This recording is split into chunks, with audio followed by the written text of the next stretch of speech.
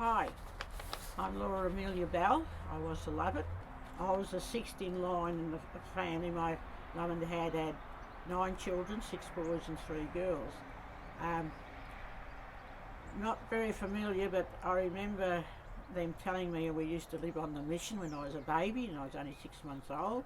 And as far as I know, then from Milltown out to Greenvale, that's where we lived. That's when Dad come back from the First World War and he signed up for the Second World War. Yeah, I'd be about 10. Mightn't have been that. Might have been a bit younger when they went to war, the Second World War. Yeah, but the one Dad, when he was discharged from the First World War, it was interesting to see how he did and what he did and how he coped with it. And, you know, they didn't have an easy life overseas, you know, and they all come home, which was great. Like 5 brothers went over there and all come home and then all signed up for the next Second World War, you know, yeah. His name he became Lovett, and he was a corporal, I think, when he finished war, yeah, from a private up to a corporal. It's a recognition to what, you know, what they done, but I said, don't recognise us, compensate for what we've lost. That's, you know, it's all very well saying how good they were, but they weren't treated right.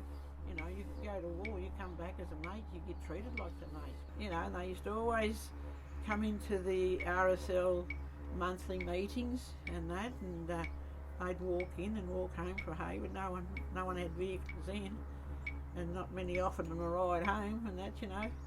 And I can remember they were barred from the hotels, and we were in town there one day. I was talking with Dad and I was down in the corner and that, and yeah, and they weren't allowed in the hotel in Hayward. Yeah, and when it was after they come back from the war. Yeah. It was good enough for them all to be, you know, over there fighting together. But when they come home, they, you know, he wasn't allowed to do this.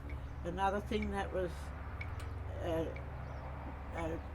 done wrong by him was their Soldier Settlement Act. You know, they weren't allowed to have soldier settlement. Like Uncle Herb applied for it, and he was knocked back. You know, when the other white fellas, you know, they come back, they got their soldier settlements, and we had this family living on the mission. It was through soldier settlement. He got the house on the mission, and when we got our land managed, like our land back, and you know, for what we wanted, and anyway, he got removed off the mission, this fella. And they're all saying, oh, poor fella, he's got moved off, you know.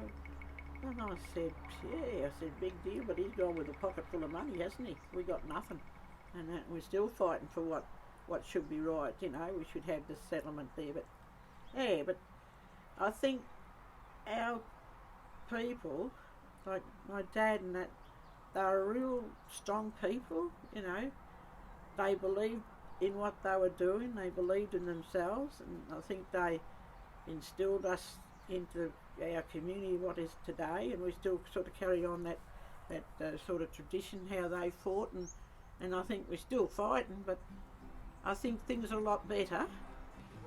You know, they were like any other soldier come home. I think my dad never talked about the war. He never talked about the war. And very rarely they did. And even when George went to the Korean War, he never came home talking about it. I mean, they went through some horrific times. Like my dad, even though they went through hell, you can say to hell and back, but they come back strong. They still worked.